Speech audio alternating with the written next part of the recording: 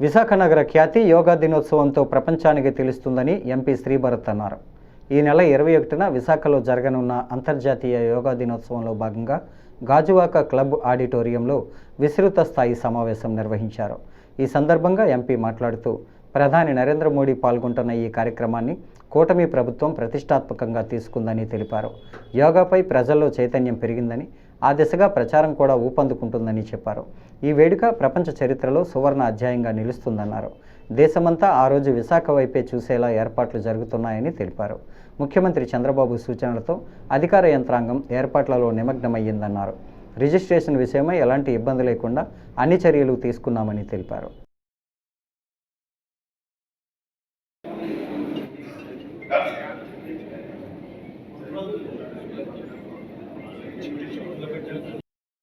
అందరికీ నమస్కారం అండి.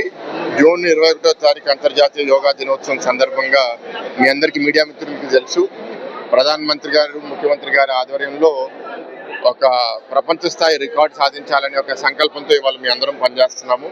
గత నెలగా ఈ ఎంటైర్ ఉత్తరాంధ్ర ప్రాంతంలో చాలా మందికి ట్రైనింగ్లు నడపడము, అన్ని వర్గాలకు చెందిన వాళ్ళు అంటే ట్రైబల్ స్టూడెంట్స్, సీనియర్ సిటిజన్స్, వేద పండితులు అందరూ యోగా చేస్తున్నారు.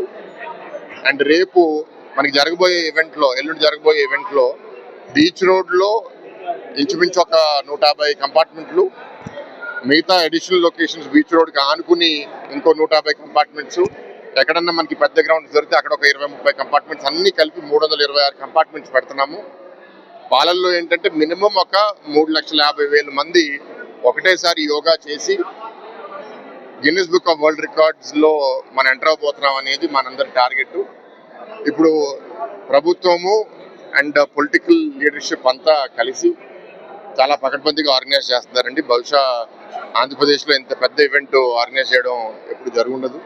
ఎందుకంటే it is not number of people, వాళ్ళందరూ వచ్చి యోగా అక్కడ చేసి టైంకి చేయాలి. మళ్ళీ ఒక పబ్లిక్ మీటింగ్ ఏంటంటే 5 PM అంటే 6 PMకి వచ్చినా పర్వాలేదు.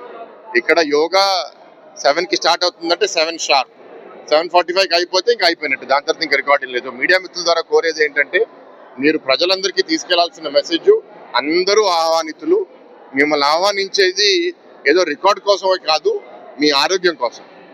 ఇవాళ సమాజంలో అనేక ఆరోగ్య సమస్యలు వస్తున్నాయి. బాడీ పెయిన్స్ అని, డైజెషన్ ఇష్యూస్ అని, నిద్ర సరిగ్గా పట్టుకోవడము, కాన్సన్ట్రేషన్ లేకపోవడం, మానసికంగా అందరు ఇబ్బంది పడటము, ఇవన్నిటికీ యోగా ఒక గొప్ప సొల్యూషన్. దాంట్లో ఆసనాలు, ప్రాణాయామాలు కానీ రోజు మనం చేయగలిగితే, నేను కూడా ఎర్లీ మార్నింగ్ లెగ్సే రకం కాదండి, ఆనెస్ట్గా చెప్తున్నాను. నేను గత వారంగా యోగా పొద్దున్న చేస్తుంటే 6 గంటల లెగ్స్లో నాకు టైర్డ్ అనిపించట్లా. నెక్స్ట్ డే మళ్ళీ ఇంకెక్కడ చేయాలి అనే ఒక ఆలోచన వస్తుంది.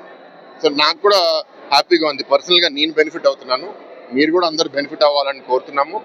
గాజువాక నియోజకవర్గంలో పల్లా శ్రీనివాస్ గారు, ఆయన ఫాదర్ సింహాచలం గారు చనిపోవడం వల్ల కొంత ఈ యాక్టివిటీస్లో డైరెక్ట్గా ఇన్వాల్వ్ అవ్వలేకపోతున్నారు, కానీ ఇండైరెక్ట్గా అంత గైడ్ చేస్తున్నారు. మా అబ్జర్వర్స్ ఇక్కడ రాధాకృష్ణ గారు, ప్రభాకర్ గారు ఉన్నారు. ఇతర పార్టీ నాయకులు, జనసేన, బీజేపీ నుంచి ఆల్రెడీ ఇక్కడ సీనియర్ నాయకులు ఉన్నారు. కాబట్టి వాళ్ళందరూ కలిపి సక్సెస్ చేస్తారని మేము చాలా బలంగా కోరుతున్నాము.